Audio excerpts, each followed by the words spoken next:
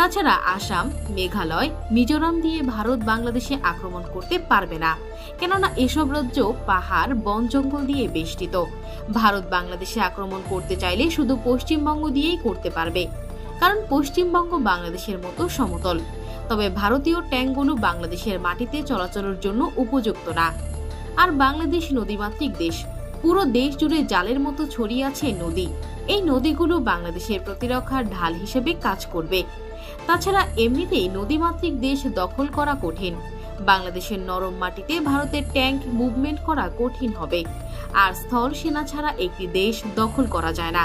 তাই বাংলাদেশের সার্বভৌমত্ব ছিনিয়ে নেওয়ার মতো শক্তি ভারত আগামী 100 বছরেও অর্জন করতে পারবে না। 2001 সালে বিডিআর বড়াইবাড়ি যুদ্ধে বাংলাদেশের সামরিক বাহিনী বিপুল সংখ্যক ভারতীয় সেনাকে হত্যার পর অনেক বিশেষজ্ঞরা ভেবেছিল ভারতীয় সেনাবাহিনী হয়তো